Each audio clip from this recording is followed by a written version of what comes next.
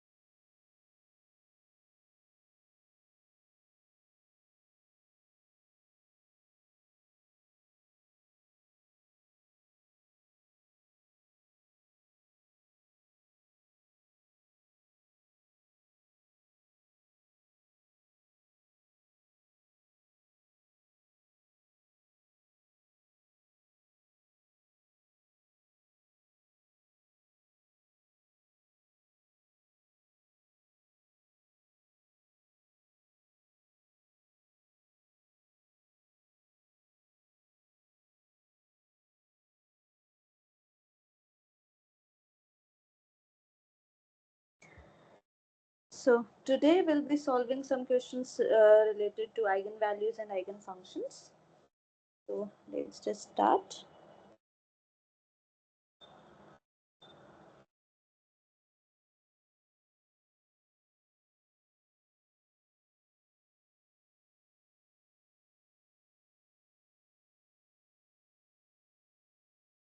I hope my screen is visible now.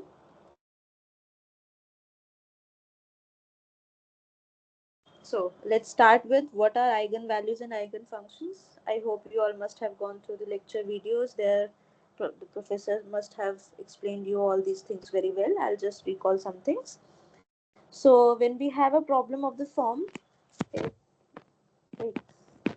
y dash dash plus y dash times some function qx, take it to be qx times y dash plus lambda times px y equals to 0. Then the values of this parameter lambda such that this problem has a non-zero solution are called the eigenvalues, and those non-zero solutions corresponding to different lambdas are called eigenfunction corresponding to the eigenvalue lambda.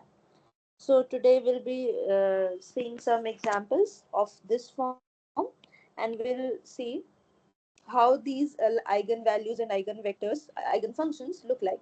Moreover, we can see that in some cases we can see that these eigenfunctions will form an orthonormal basis, and hence we can write smooth functions as a infinite sum of these eigenfunctions. So let's just see. We'll start with the exercise questions. Question number 1. Find the eigenvalues and eigenfunctions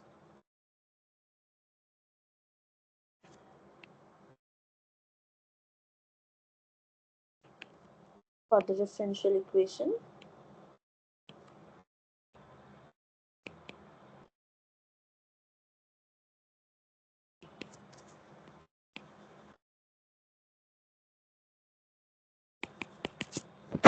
y double dash plus lambda y equals to 0 with some boundary conditions. Y0 equals to 0 is equal to y at pi. So all those lambdas such that this problem has a non-zero solution will be called the eigenvalues, and corresponding solution would be called eigenfunctions. So let's see for what values of lambdas this problem has a non-zero solution. We all know that this is a second order homogeneous differential equation, and we all know how to solve such problem. We start with the auxiliary equation. So here our auxiliary equation is equation r square plus lambda equals to 0, which gives r is equal to plus minus under root minus lambda. Now depending on the value of lambda, we have different types of roots. For example, if lambda is 0, so the roots will be repeated and both will be 0.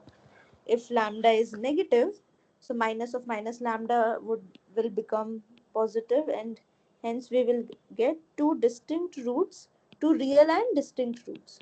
And for the case lambda positive, minus lambda would turn out to be negative, and hence we'll have two distinct imaginary roots. So in all the three cases we have different types of solutions.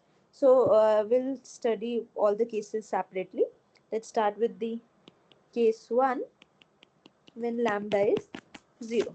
So in that case our root root to the auxiliary equations are 0 and 0, which gives that our solution is yx is equal to c1 plus c2x times e to the power 0 times x, which is basically c1 plus c2x.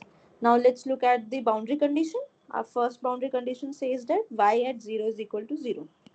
Now we have 0 is equal to y at 0, and from here y at 0 is c1.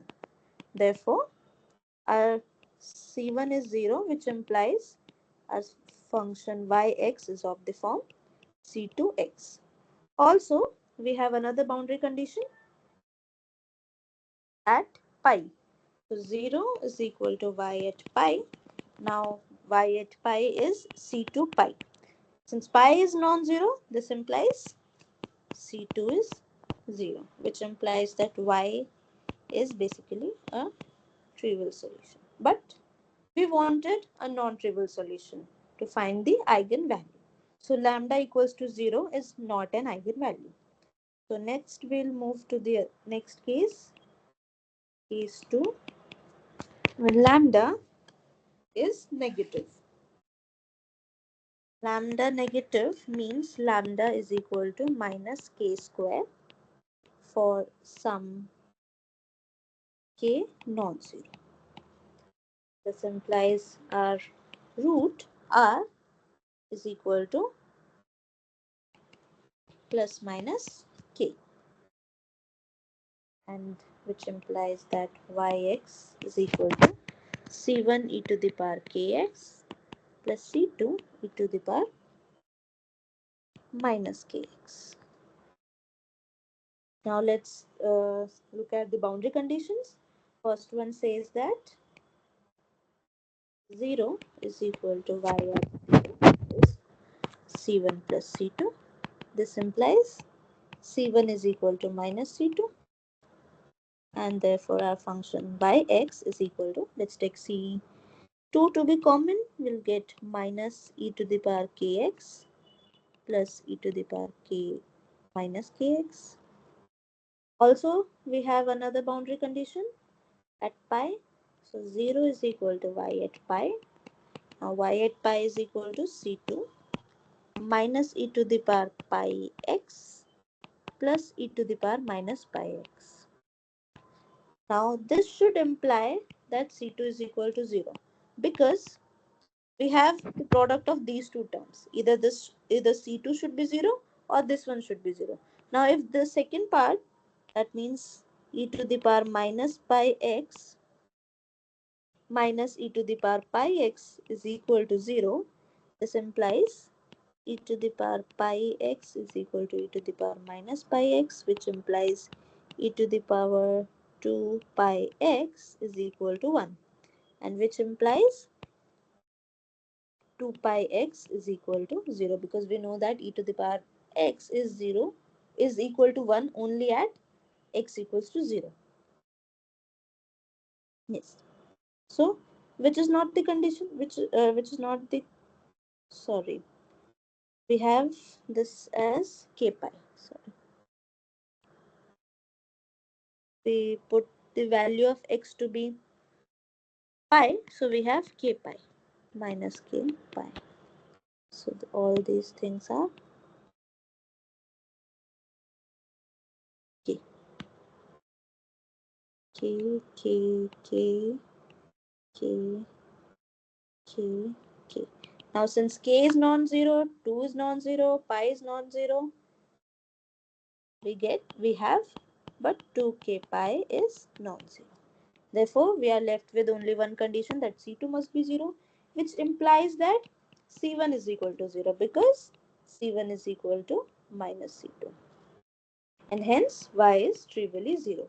Again, we got a trivial solution, but we wanted a non-trivial solution. Therefore, no lambda negative will be our eigenvalue. So, we are left with the third case. Case 3 says that y is positive. Sorry, lambda. Lambda is positive, which implies that lambda is equal to k square for some k non-zero. We all know that any positive number can be made square of some other number. So instead of writing it using root lambda, I'll be using k just for my convenience.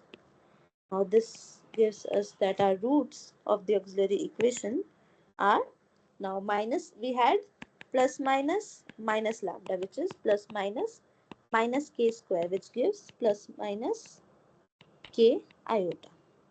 So in that case, when we have a pair of imaginary roots, we have yx is equal to c1 cos kx plus c2 sin kx. Now let's look at the boundary conditions. we have 0 is equal to y at 0, which is c1. This implies now our yx is equal to just c2 sine kx. So this gives us, also we have another boundary condition, 0 is equal to y at pi, which is equal to c2 sine k pi.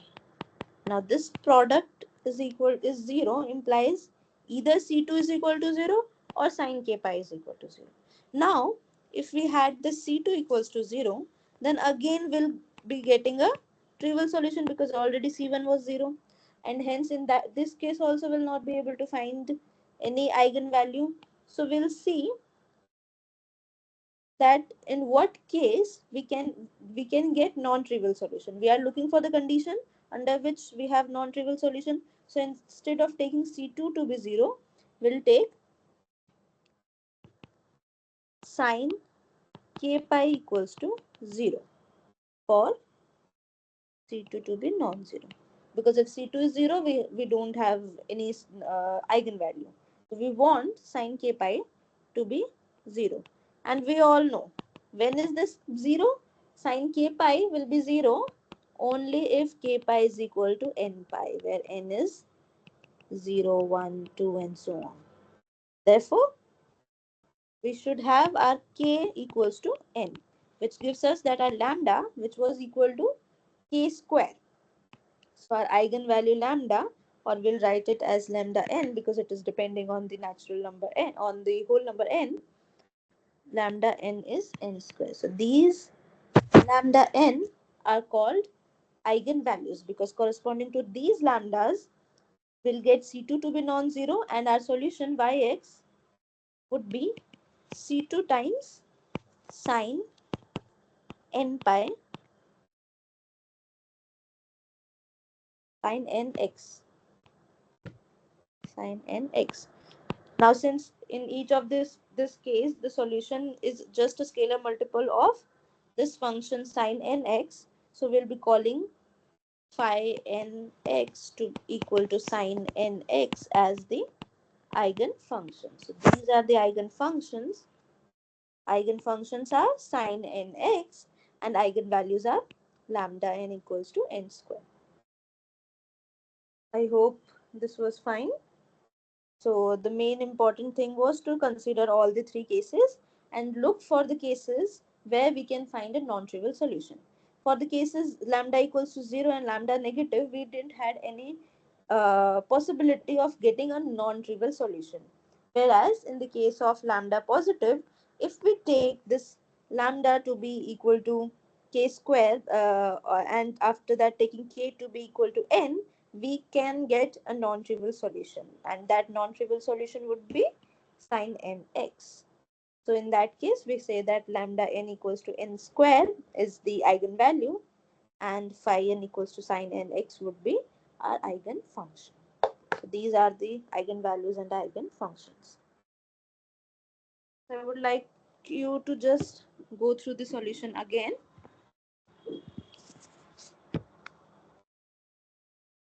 and if you have any doubt, please let me know.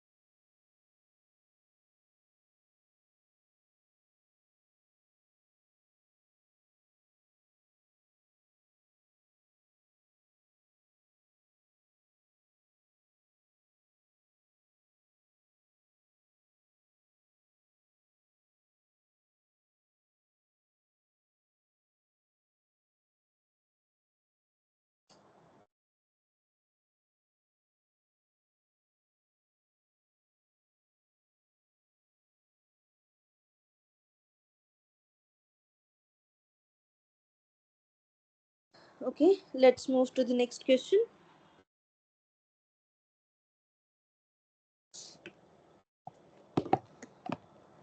We'll do a similar question where we'll be finding some eigenvalues and eigenfunctions corresponding to some other problem, mainly problem with some other boundary condition.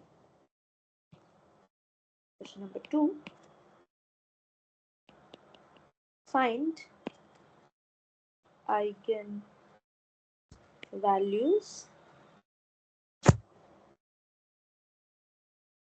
and eigenfunctions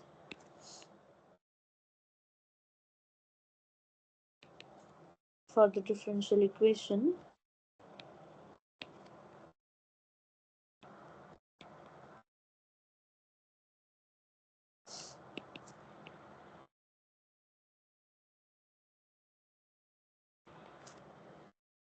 y double dash plus lambda y equals to 0, along with the boundary condition y0 equals to 0 is equal to y1. Instead of y at pi, we have y at 1. There won't be much changes.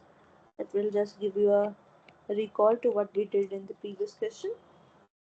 So clearly, since this is a second order homogeneous differential equation, we know how to solve it. We'll start with an auxiliary equation, then find its root, and on the basis of its root, we will write our solution. So we have our auxiliary equation. Auxiliary equation would be r square plus lambda equals to 0, and this implies that r is equal to plus minus root minus lambda. Now, if lambda is 0, then in that case we'll have two repeated roots. For lambda negative, we'll have two distinct real roots, and for lambda positive, we will have two distinct imaginary roots. So in all these three cases, we have different type of solution. So that is why we'll be dealing with all the cases separately. Let's start with the case 1. First case is when lambda is 0. That case, r is 0, 0, which implies yx is equal to c1 plus c2x. Now let's look at the boundary condition. Our first condition says that 0 is equal to y at 0, which is c1. This implies our yx is just c2x. Also, we have another boundary condition. Y0 is equal to y at 1, which is c2, which implies c2 is also equal to 0, which implies y is a trivial function. But again, we are we are we want to find the eigenvalues and eigenfunctions, and for that we need a non-trivial solution. Therefore, lambda equals to 0 will not serve as an eigenvalue. So let's move to the next case when we have lambda as negative. So clearly we can write lambda equals to minus k square for some k non-zero. Then we have our roots. R is equal to plus minus root k square, which is plus minus k. And that means we have two distinct real roots. And we know that in this scenario, our solution yx is given by c1 e to the power kx plus c2 e to the power minus kx. Now let's look at the boundary condition. So we have 0 is equal to y at 0, which is c1 plus c2. So this implies c1 is equal to minus c2. Also, we have 0 is equal to y at 1, which is c1 e to the power k plus c2 e to the power minus k, which is, now putting the value of c1 in terms of c2, we can take c2 to be common outside, minus e to the power k plus e to the power minus k. So again, we have a product of two terms, but since the term e to the power k minus e to the power minus k is non-zero, because if e to the power k minus e to the power minus k is 0, that gives us e to the power k is equal to e to the power minus k. Now this implies e to the power 2k, just multiplying both sides with e to the power k. This is 1, which implies 2k is 0. But since k is non-zero, we have a contradiction. Therefore, this term should not be 0, which implies that C2 equals to 0, which implies C1, which is equal to minus C2 is 0. Therefore, we again got a trivial solution. That is not what we wanted. So again, we are left with just one case. In that case, we'll try hard to find a non-trivial solution. So our case 3 is when lambda is positive. That means lambda is equal to k square for some k non-zero.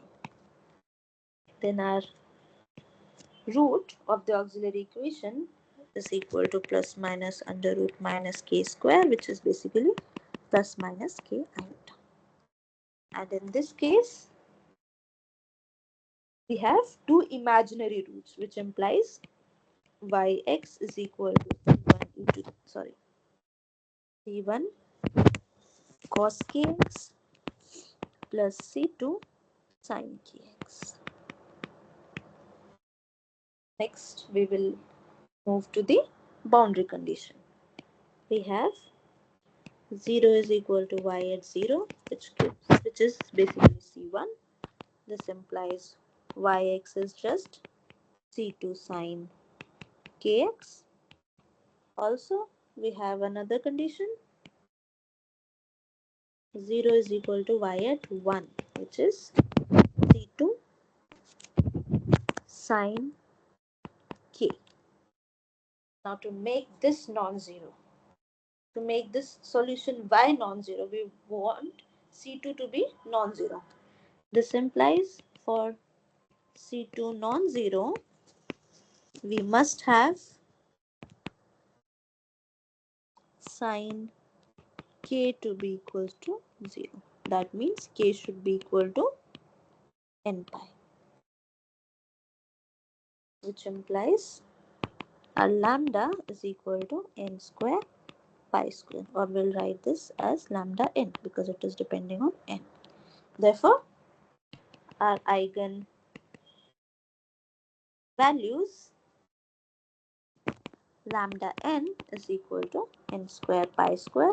And what are the corresponding eigenfunctions? The function y sine kx and eigenfunctions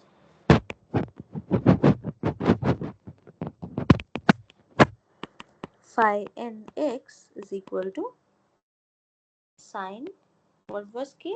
N pi x, because every solution is just a scalar multiple of this function phi n. So these are called eigenfunctions and eigenvalues. I want you to go through this solution once again, and if you have any doubt, please let me know.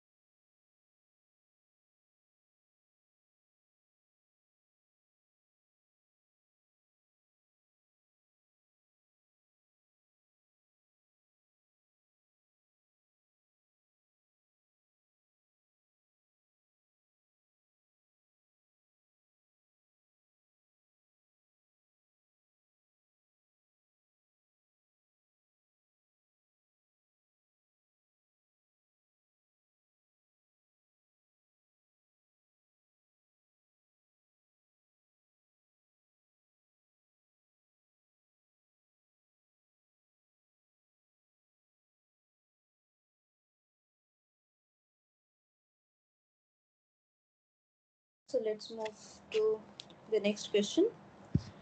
Now we'll be looking at a problem where our boundary condition is of some other type. Basically, we'll have condition on the derivative of y.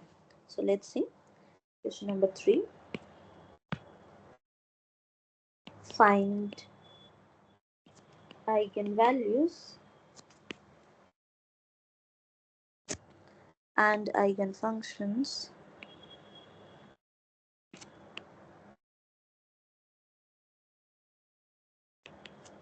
of the differential equation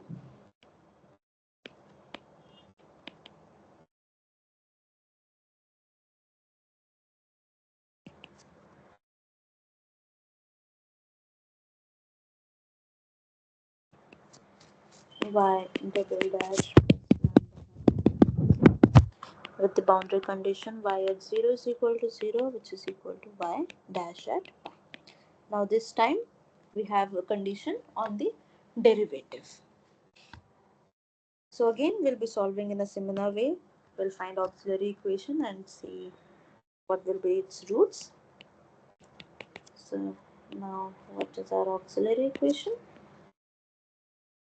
Auxiliary equation is r square plus lambda is equal to 0, which implies r is equal to plus minus root minus lambda. Again, for case 1, we will take lambda equals to 0. In that case, r is 0, 0. We have repeated roots. This implies yx is equal to c1 plus c2x. Now let's look at the and which implies y dash x is equal to c2. So the boundary condition, first one says that 0 is equal to y at 0 and y at 0 is just c1. This implies yx is just c2x. Also, we have 0 is equal to y dash at pi. And what is y dash at pi? c2, which implies c2 is also 0. Now this implies y is a trivial solution. Again, not what we wanted. We'll move to the next case. Case 2, when lambda is negative. That means lambda is equal to minus k square for some k non-zero. Then we have r is equal to plus minus root k square, which is plus minus k. That means we have two distinct real roots, which implies yx is equal to c1 e to the power kx plus c2 e to the power minus kx, which implies y dash x is equal to k c1 e to the power kx minus k c2 e to the power minus kx. Now let's look at the boundary condition. We have 0 is equal to y at 0, which implies c1 is equal to minus c2, and we have 0 is equal to y dash at pi. Now that is k c1 e to the power pi x minus k c2 e to the power minus pi x. Now since c1 is equal to minus c2, we can just take k c2 to be common, and we are left with e to the power pi x minus e to the power minus pi x. Again, now since k is non-zero, this is non-zero, which we must have c2 is equal to 0. We can again see that if e to the power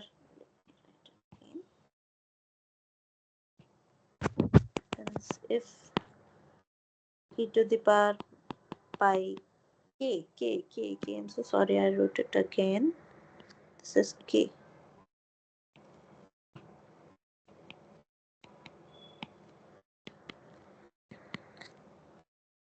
Minus e to the power minus pi k is equal to 0. This will imply that e to the power 2 pi k is equal to minus 1, which is Never possible. But we know that e to the power x is positive, strictly positive for all x. Therefore, this cannot be 0 and hence C2 must be 0. And from here we get C1 is equal to 0. Therefore, again y is a trivial solution. But we wanted a non-trivial solution.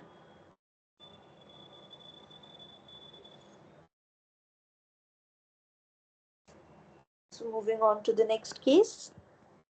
Case 3, we have lambda strictly positive. This implies lambda is equal to k square for some k. And in that case, we have r is equal to plus minus root minus k square, which is plus minus k iota.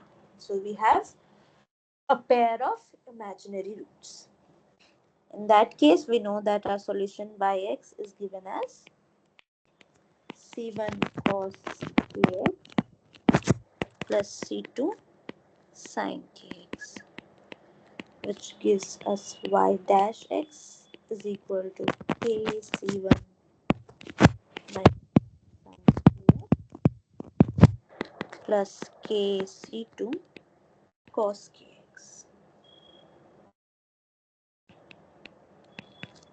Now let's look at the boundary condition. Y at 0 is just c1. So this implies we have just yx is equal to c2 sin kx. Also, we have another condition, 0 is equal to y dash at pi. Now y dash at pi, the first term vanishes because c1 is 0. We are left just with the second term, k c2 cos k pi. Now this is equal to 0. Clearly, we have taken k to be non-zero. So to make c2 non-zero, we must have cos k pi equals to 0. This implies for k2 to be non-zero, sorry, c2. For c2 to be non-zero, we must have cos k pi equals to 0. And we all know that when is cos x not equals to 0, it is 0 at 2n plus 1 pi by 2.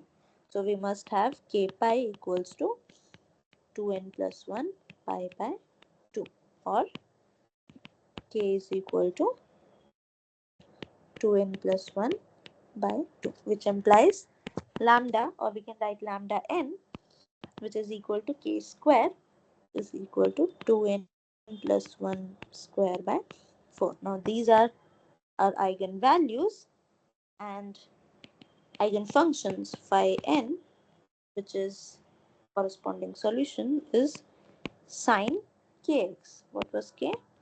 2n plus 1 by 2x. Now these are our eigenfunctions, and lambda n equals to 2n plus 1 square by 4 are eigenvalues. Eigenvalues, and these are eigenfunctions.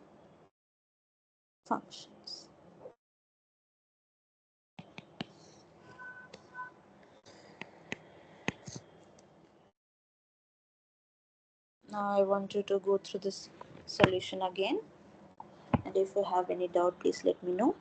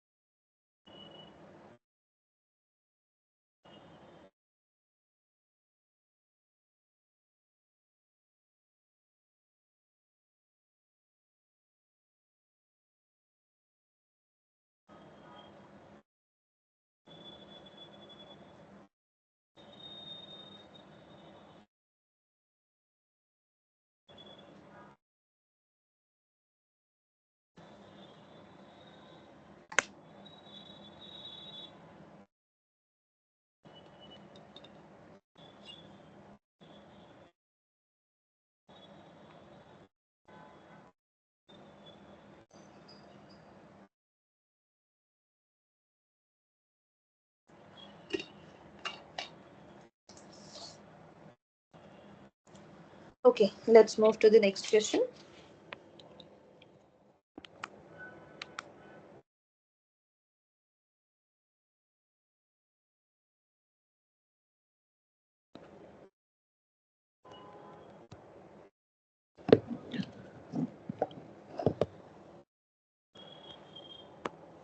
Question number 4. Find all eigenvalues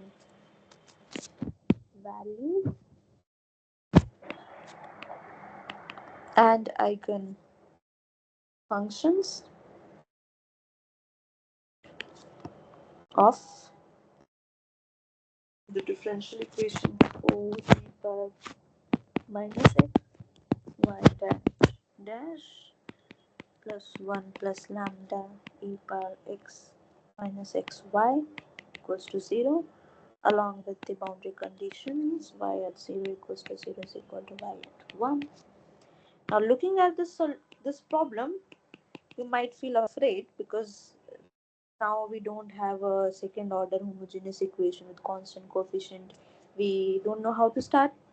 So I would suggest you to not worry that much and just try to simplify our problem. So let's see. Let's just open this first term. We get, using the product rule, e to the power minus x as it is, derivative of y dash plus y dash as it is, and derivative of e to the power minus x. Well, we have a problem of this form is equal to 0. Now clearly we can take e to the power minus x to be outside. We get 4y double dash minus y 4y dash plus 1 plus lambda y is equal to 0. We all know that exponential function is never 0. Since e to the power minus x is non-zero for every x, we are left with 4y double dash minus 4y dash plus 1 plus lambda y equals to 0. Now, this is something similar to what we have been doing till now. We need to find lambdas such that this problem has a non-trivial solution. Why? Also, it must satisfy the boundary conditions. So instead of solving the problem star, we will be solving the problem hash. Now, again, we can make the auxiliary equation, find its roots. This time we won't be getting direct roots, but still we can solve it. What is our auxiliary equation here? Our auxiliary equation is 4r square minus 4r plus 1 plus lambda equals to 0. We all know how to solve a quadratic equation. So this gives us r is equal to 4 plus minus under root 16 minus 4 times 4, so I will write it directly 16 times 1 plus lambda by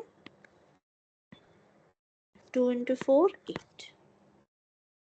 So this is basically 1 plus minus root 1 minus lambda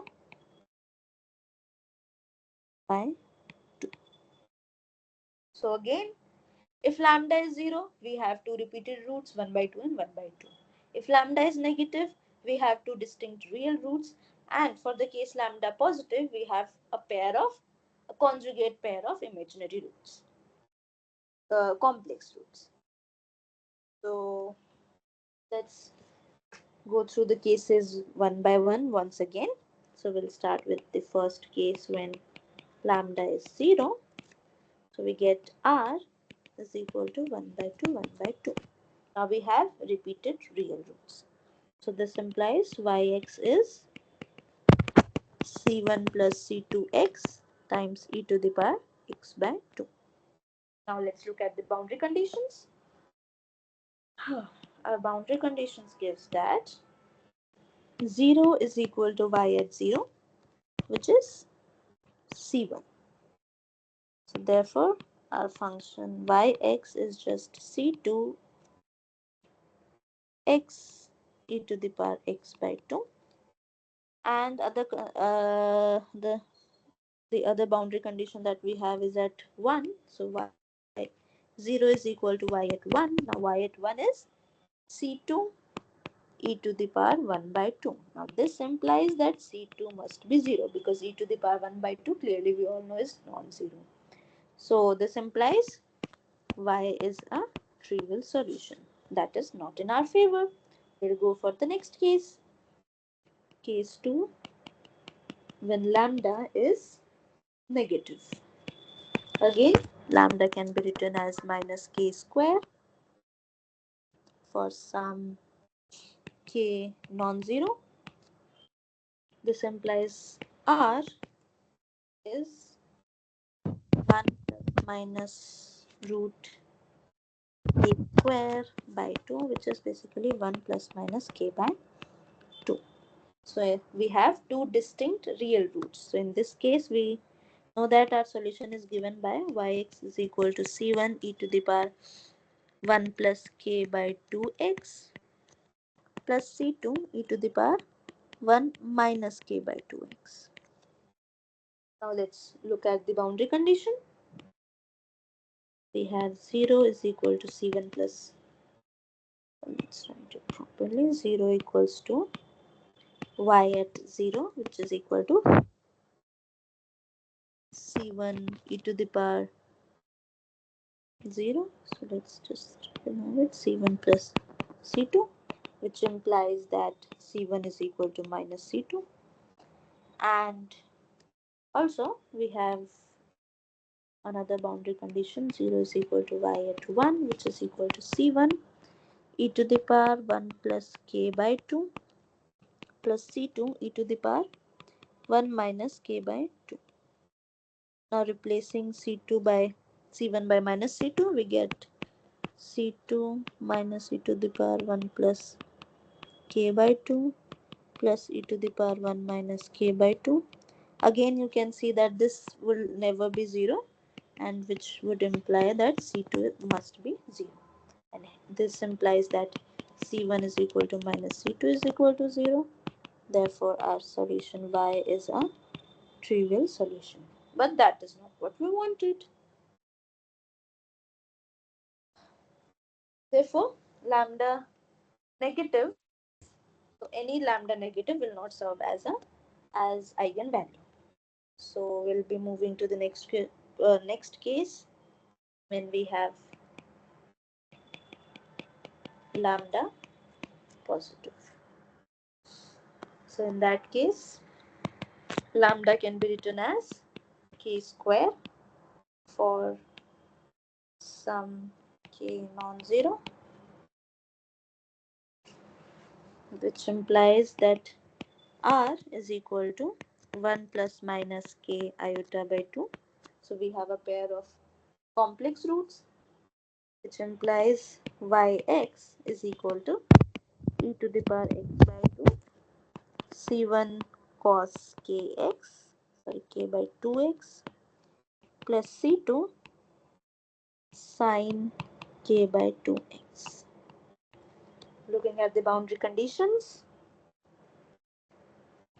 we get 0 is equal to y at 0, which is 1, and this implies that yx is just c2 e to the power x by 2 sin kx by 2. Also, we have a condition at x equals to 1. So we have 0 is equal to y at 1, which is this is c2. c2 e to the power 1 by 2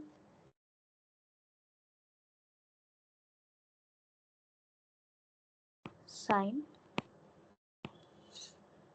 k by 2. To find a non-trivial solution, we must have C2 non-zero. This implies for C2 non-zero, we must have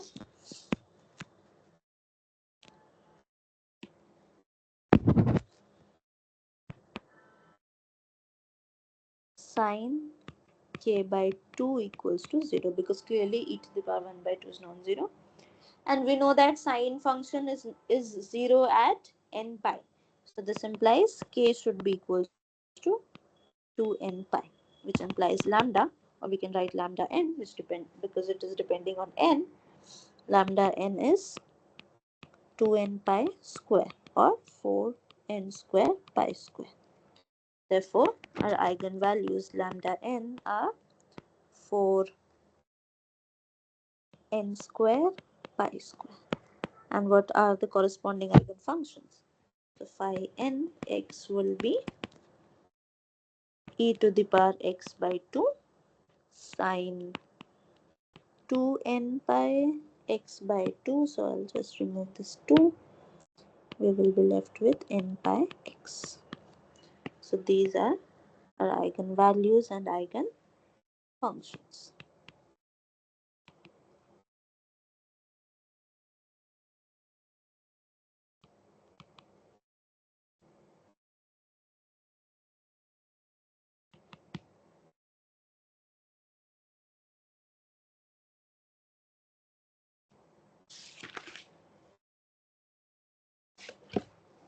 So I would like you to just go through the solution again.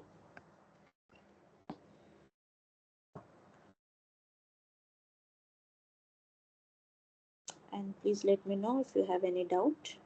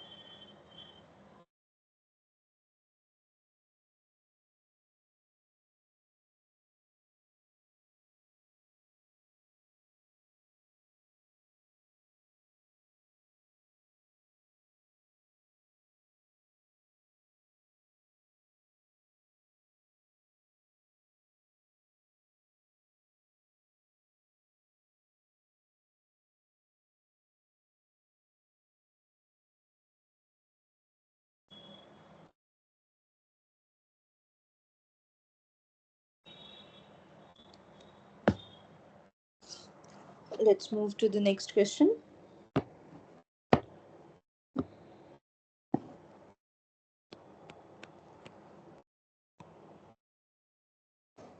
Question number 6. Now, as I said earlier, these eigenfunctions basically they form a basis for the an orthonormal basis for a set of functions, not the set of all functions, a set of specified kind of functions. So basically, if we have a smooth function, we can write it in the form of a series sum of these eigenfunctions. So there is a specific method how to write the function in the form of series. What will be the constants? We'll be looking at such a problem now. Obtain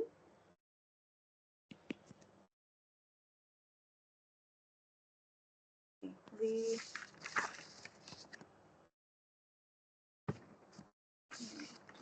for question number 5.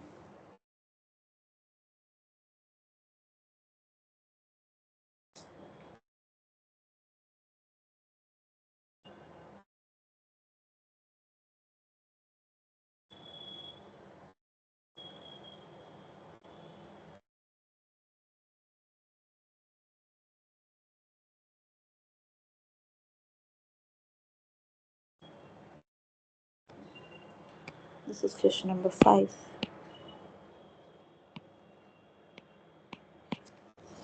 Obtain the formal expansion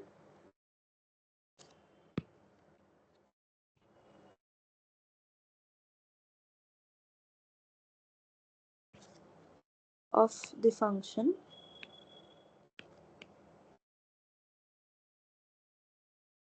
f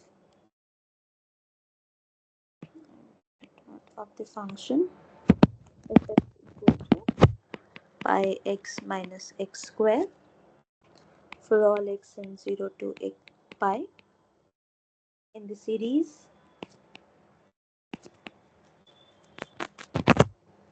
of orthonormal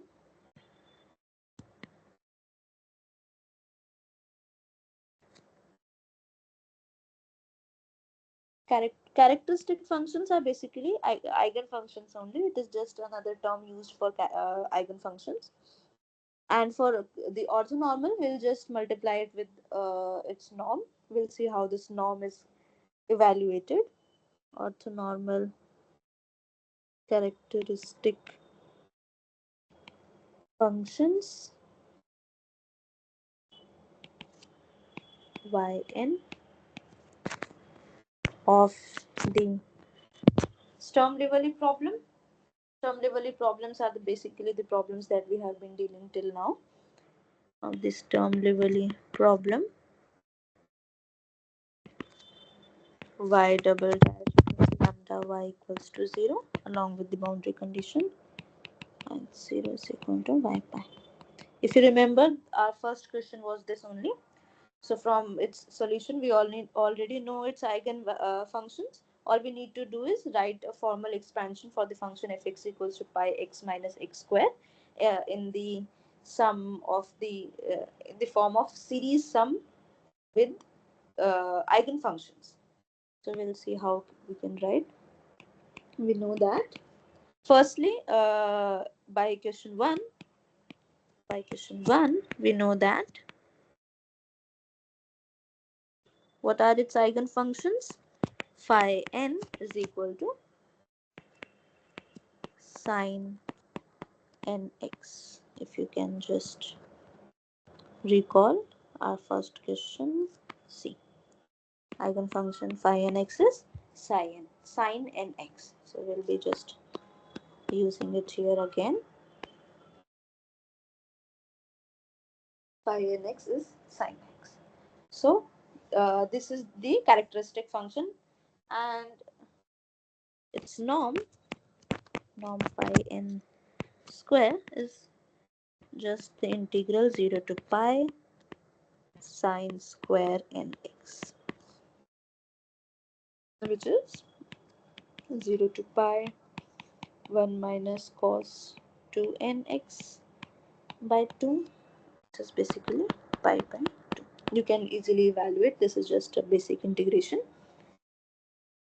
So therefore, the orthonormal characteristic function yn is just the function phi n x divided by its norm. So this is root 2 by pi times sine nx. And we know that any smooth function can be written as, we know that fx can be written as a series from 0 to infinity cn yn x, where the cn integration over the boundary, here the boundary is 0 to pi, fx ynx dx. So let's see what our constants will look like in this case, because here fx is pi x minus x square and yn is root 2 by pi times sine nx. Let's just evaluate this integral. So this gives us root 2 by pi integration 0 to pi x minus x square times sine nx dx. Now we'll be using the integration by parts to integrate this. 2 by pi, we have pi x minus x square as it is. Integration of sine is minus cos nx by n, 0 to pi, minus integration 0 to pi, derivative of the first term pi minus 2x, integration of sine nx, cos nx by n dx. So this is root 2 by pi. If we put x equals to pi, we have pi square minus pi square 0, and x equals to 0 also 0. So we left with 0. 1 by n. Here in this integration, we'll again use integration by parts. So pi minus 2x as it is. Integration of cos nx is sine nx by n, with the limits 0 to pi minus integration 0 to pi. The derivative is just minus 2, and the integration of cos nx is sine nx by n dx. So this is root 2 by n root pi. Putting x equals to pi, we get minus, so we'll get 0 because sine n pi is 0, plus 2 root 2 by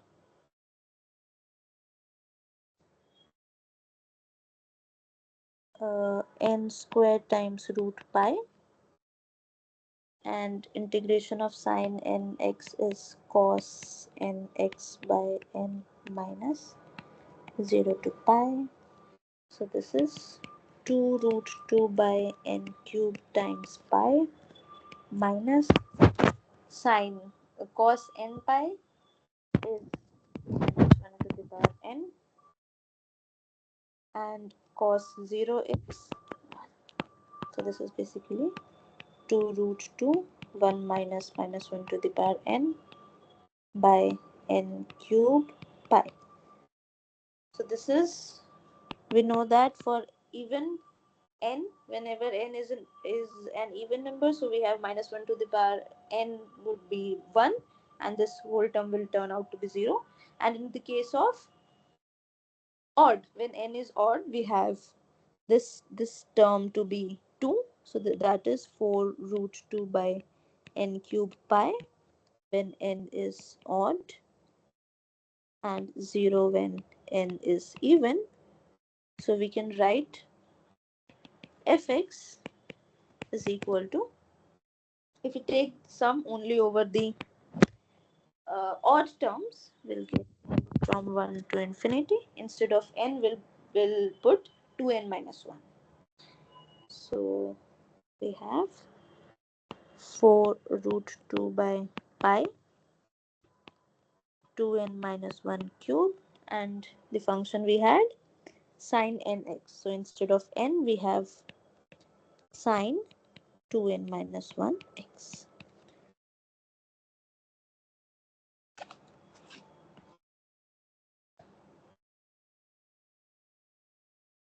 Okay, so our eigenfunction was not just the y function yn. Yn also has this root 2 by pi. So again, this was root, root, root. We have again one more root 2 by pi. Sine, instead of n, we have 2n minus 1 x. So I hope you all are convinced why I have replaced n by 2n minus 1, because I am taking just the odd numbers.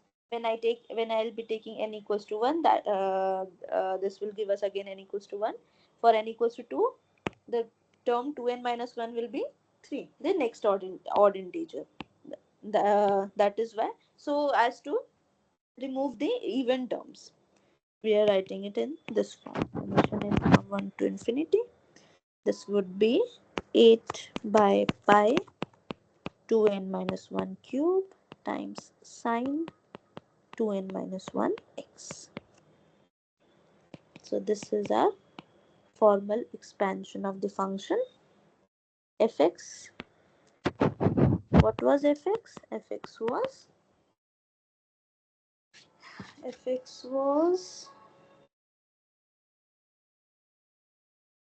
pi x minus x square.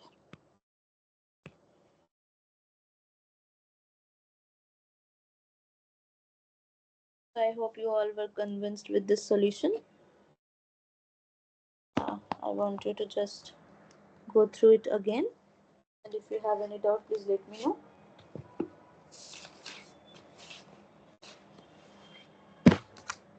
In the next question, we'll be finding expansion corresponding to the Legendre series.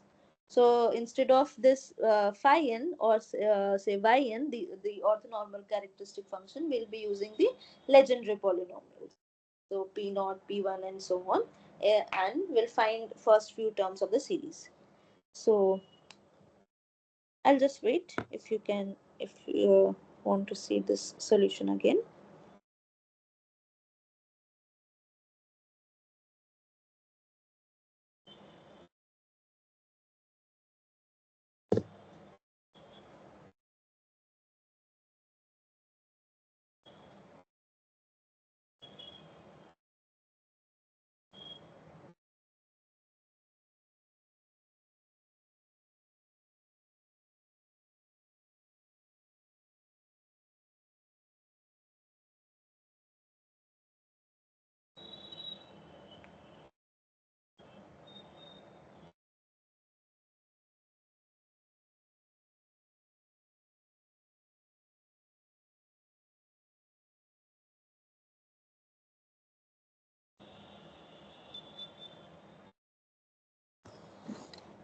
Let's move to the next question.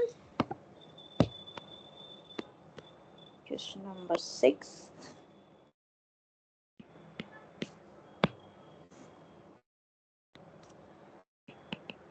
Find the four terms in the Fourier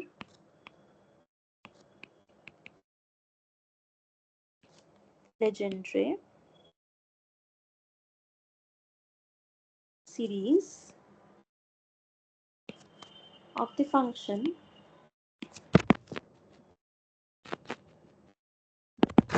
fx is equal to sine pi x. So the Fourier Legendre series for a smooth function is given by fx is equal to summation n from 0 to infinity Cn Pn x, where Pn are just the legendary polynomial, where Cn is given by 2n plus 1 by 2, which is just the multiplicative inverse of the norm of Pnx, the way we did earlier, just to make it orthonormal. The integration is from minus 1 to 1 fx Pnx. So we need to find first 4 terms, that means C0 to C3. So here C0, let's put n equals to 0. We have 1 by 2 minus 1 to 1. Fx is sine pi x and P0 is 1 dx. This is 1 by 2 minus 1 to 1 sine pi x dx, which is equal to 0. Why? Because we all know that sine pi x is a odd function, is an odd function. That is why this integral will turn out to be 0. If you want, you can just integrate it and put the limit. At the end, you will be getting it is 0. I hope you all must remember that integration minus a to a fx is 0 if f is odd. And here we have fx is equal to sine pi x. Since f of minus x, we all know that is minus sine pi x, which is equal to minus fx. That means f is an odd function and therefore its integration from minus 1 to 1 must be 0. Therefore the C0, the first term in the series, is 0. Now next we have C1. Let's put n equals to 1. We'll get 3 by 2 times from minus 1 to 1. Fx is sine pi x, and we know that p1 is x. Now this is an even function. For even function, we can write it as 3 by 2, 2 times 0 to 1 x sine pi x.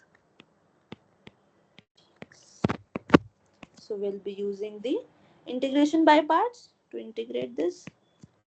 So we have x as it is. Integration of sine is cos minus cos pi x by pi, 0 to 1 minus integration 0 to 1. Derivative of x is 1 and integration of sine pi x is minus cos pi x by pi dx.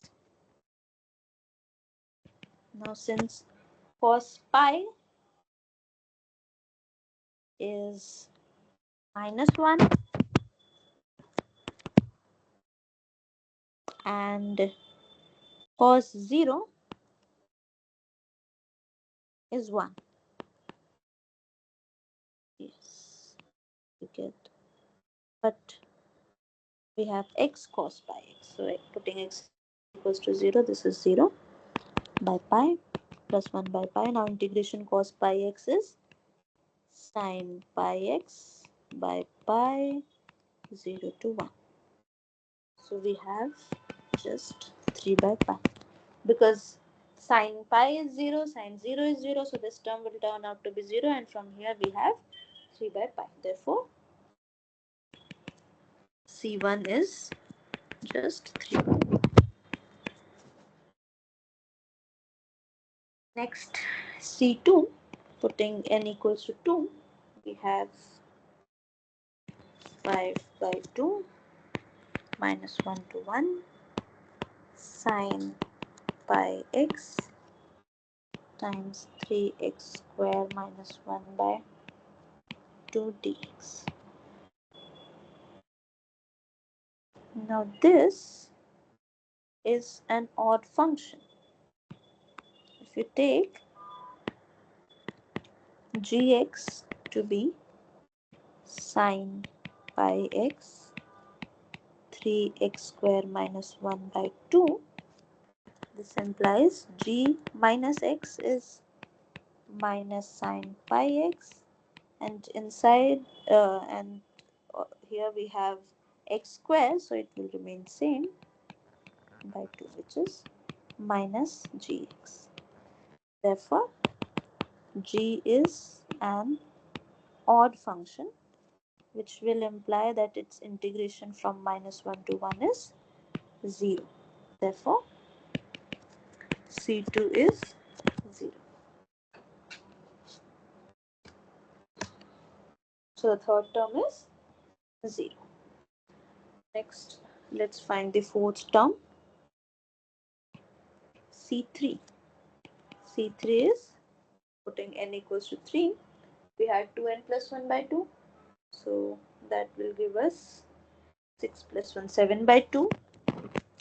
Integration minus 1 to 1 sine pi x 5x cube minus 3x by 2 dx. Now you can see that this is an even yes, this is an even function, so we can just write it as 7 by 2 2 times 0 to 1 sine pi x. Let's take this 2 outside, just 5x cube minus 3x. So this 2 gets cancelled out dx. Now we'll be using product rule, sorry, integration by parts. This is 7 by 2 5x cube minus 3x as it is. Integration of sine pi x is minus cos pi x by pi 0 to 1 minus integration 0 to 1. The derivative is 15x square minus 3, and integration of sine pi x is cos minus cos pi x by pi dx. So this is 7 by 2 minus 1 by pi. Putting x equals to 1, we get 5 minus 3, 2. Cos pi is minus 1 minus 0 plus 1 by pi. Here again we'll be using integration by parts. So this is 15x square minus 3 as it is. Integration of cos pi x is sine pi x by pi 0 to 1 minus integration 0 to 1 30x sine pi x by pi. So this is 7 by 2 2 by pi plus 1 by pi. Now since sine pi and sine 0 are 0, this term is completely 0, and the other one we have a minus 30 pi square. The rest we are left with integration 0 to 1 x sine pi x. Again we'll be using integration by parts. So x as it is, cos pi x by pi 0 to 1 minus integration 0 to 1 cos pi x by pi. So this is 7 by 2 2 pi minus 30 by pi square.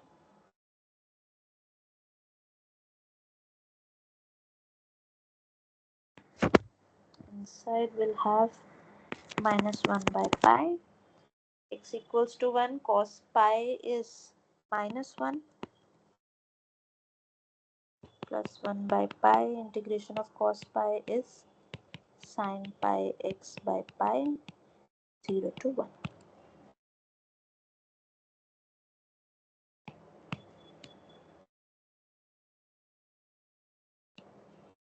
Since Sine pi and sine 0 are 0.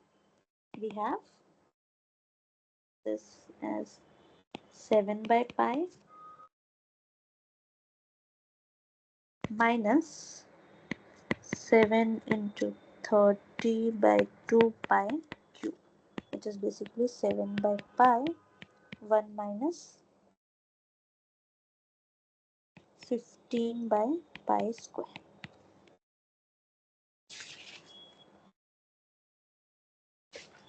Or it can be written as 7 pi square minus 15 by pi cube. So this is our fourth term.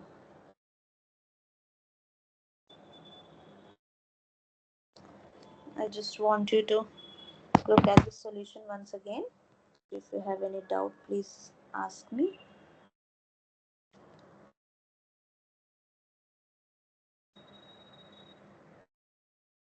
All this is just basic integration. You all must have done in your high school.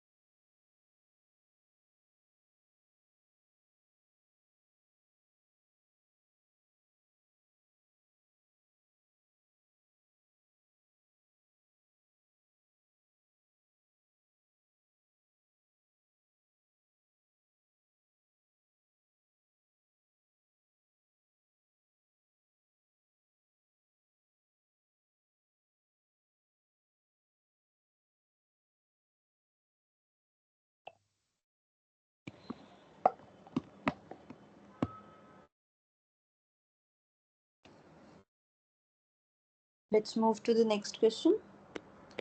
We'll do some other one more question on this. Finding first few terms of the series of the Fourier Legendre series of for a function. So we have next question number 7. Find first three terms in the Fourier Legendre series of the function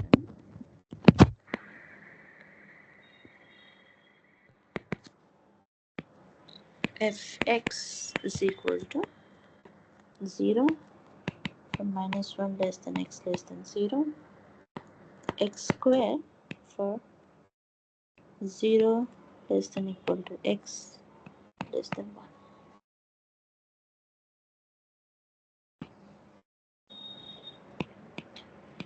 So now we know that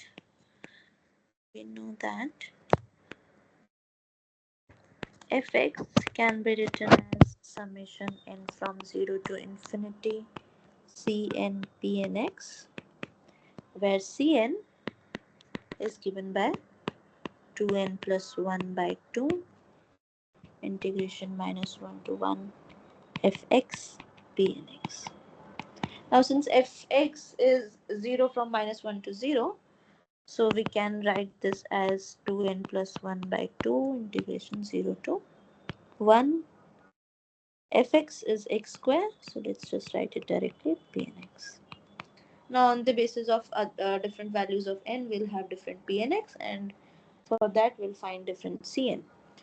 For n equals to 0, c naught is 1 by 2, 0 to 1 x square dx, because p naught is just 1, which is x cubed by 3 times 1 by 2, so that will be directly 1 by 6. For n equals to 1, we have c1 is equal to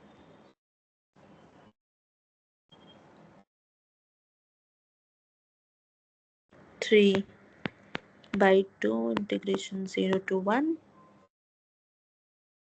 x squared times x dx, because p1 is x. This is 3 by 2, 0 to 1 x cube dx, which is 3 by 2 x power 4 by 4, 0 to 1, which is 3 by 8. So c1 is 3 by 8. Next, putting n equals to 2, we get c2 is equal to 5 by 2 integration 0 to 1 x squared times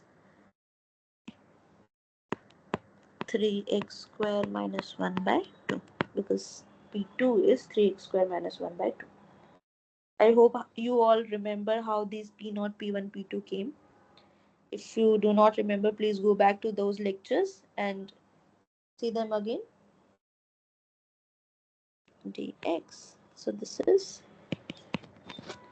15 by 4 times 0 to 1 x to the power 4 minus 5 by 2 times 0 to 1 x square, and this is 5 by 4. So this is 15 by 4 x power 5 by 5 to 1 plus 5 by 4 x cubed by 3, 0 to 1, which is just 3 by 4 minus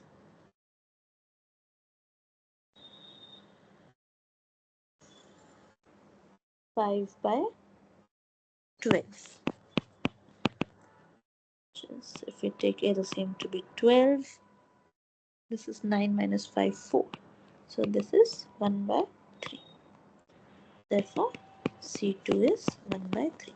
That is all we wanted. that was needed in the question. We needed to find first three terms of the series. I would like you to just go through it once again. And if you have any doubt, please let me know.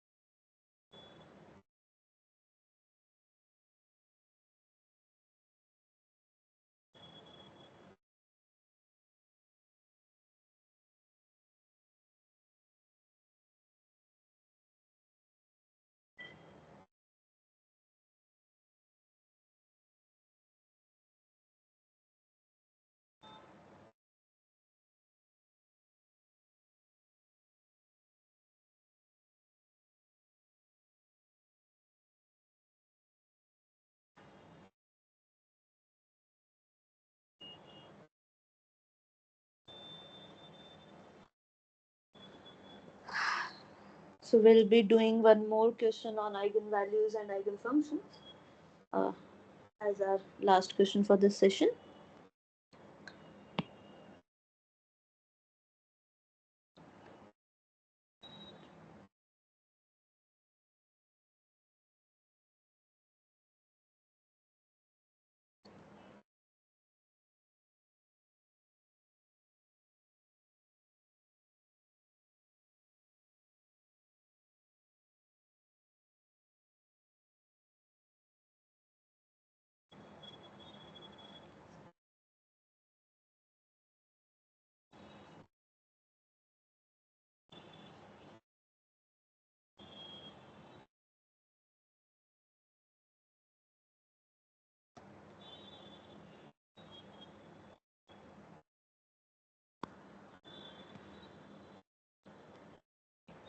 Question number 8. Find the eigenvalues and eigenfunctions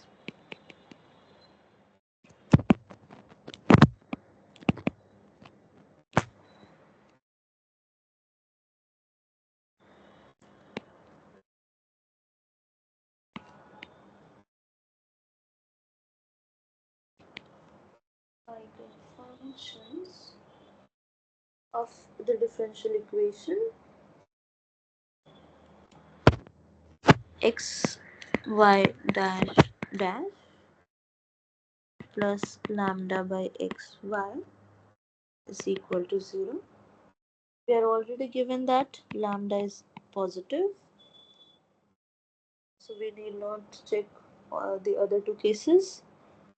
We have y0 equals to 0 and y1 also equal to 0. So again, you might get afraid by looking at the problem and think that it is not a second order equation with constant coefficient, but let's see if we can make it something of that form. You all must have observed that it is something of the form of Euler equation. So let's just expand this derivative we get. So we have x y double dash plus y dash plus lambda by xy is equal to 0. This implies x square y double dash plus y dash times x plus lambda y is equal to 0, along with the boundary condition y0 equals to 0 is equal to y1. So instead of solving this problem star, we will be solving this problem hash. Now, if you remember, in the earlier sessions, we have solved such problems. So we solve it by substitution. We will take z to be equal to ln x. So that gives us dy by dx is dy by dz times dz by dx. So that is 1 by x dy dz by dx. dy, dy by, using chain rule, we'll differentiate y with respect to z and then z with respect to y, x.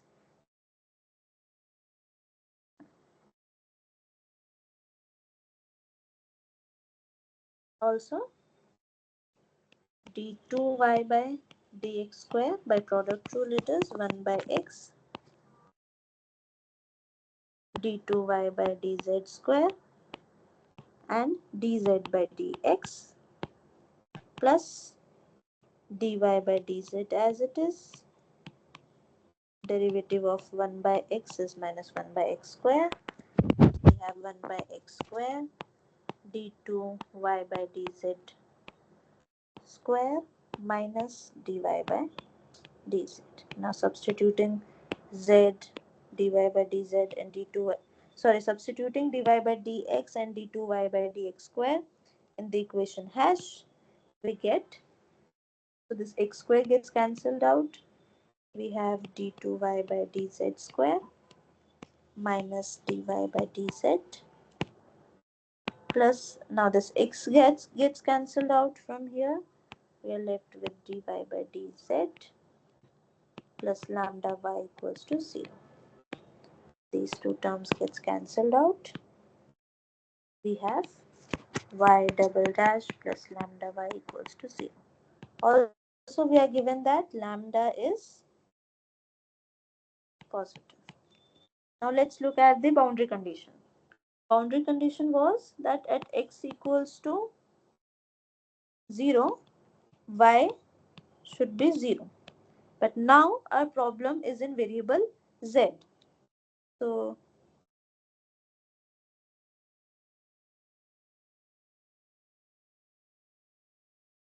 cannot take x equals to 0.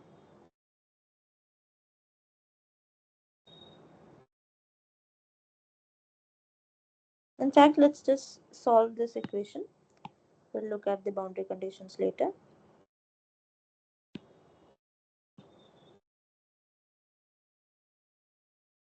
So the auxiliary equation is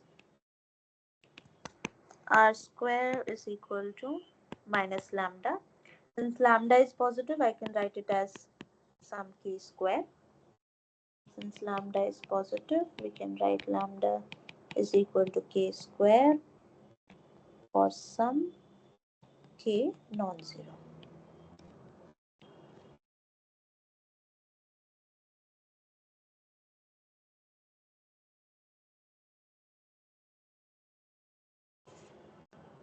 That gives us, this implies r is equal to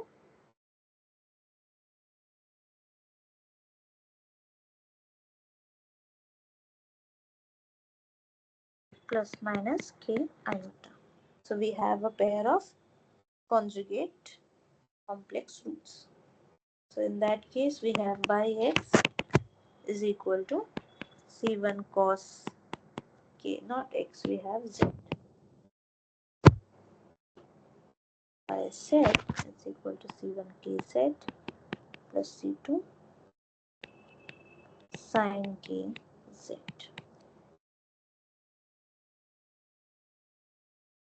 which is cos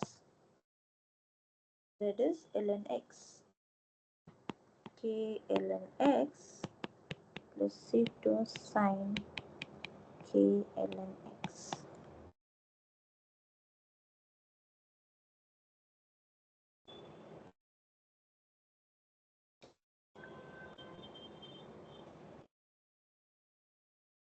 So I think this should be y dash. We'll see if this works out. And this implies y dash z is equal to there also.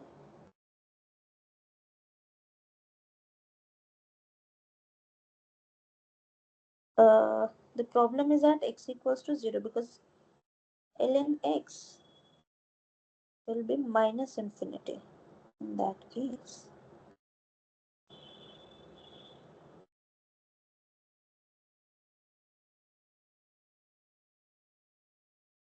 so we need to look at this condition. The other condition is 0 is equal to y at 1. So ln 1 is 0, so this is just c1, which implies yx is equal to c2 sine k ln x. If you take the other condition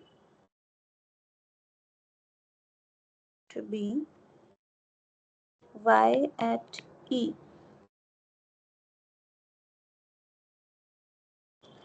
x equals to e, so this will give us sine k. Yes, instead of this 0, we should have y at e is equal to 0. Because in that case, the other condition will give us 0 is equal to y at e is equal to c2 sine k. And to make c2 non-zero, this implies for c2 non-zero, we must have sine k equals to 0. That means k should be equal to n pi. This gives us lambda, which depends on n. Lambda was k square, is n square pi square. These are the eigenvalues. And what will be the eigenfunction? Phi nx will be sine n square pi square ln x.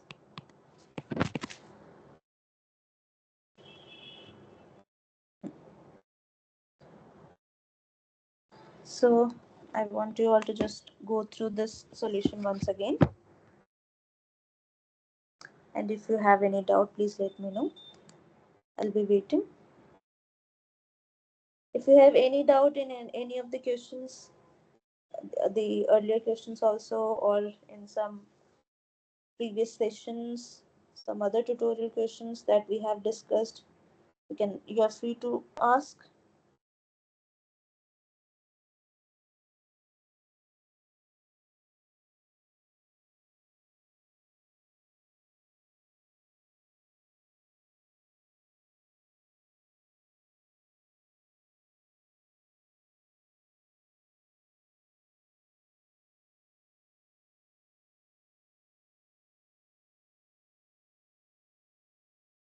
I think x is non-zero. It was clear from this step itself, because we are taking x to be in the denominator. Then clearly this x equals to 0 was not feasible. So that is why we should have used some other boundary condition. So y equals to e or some other boundary point. Y equals to 0 will not work in this problem.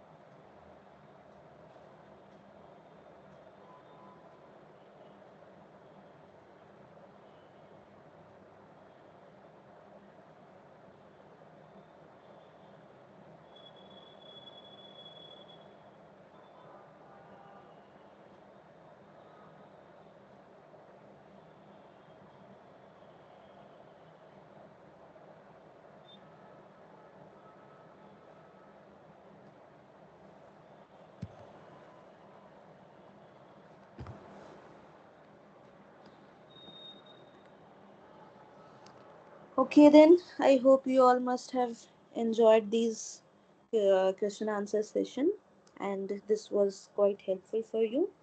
And I want you all to just write these questions yourself. Once you'll start writing it yourself, you'll get the things more faster, and the questions will not, you will not find them more complicated. They are not even that complicated, very easy, straightforward. Just you need to go through the theory and practice them. So okay, then we'll meet on next Friday. So all the best for. Thank you.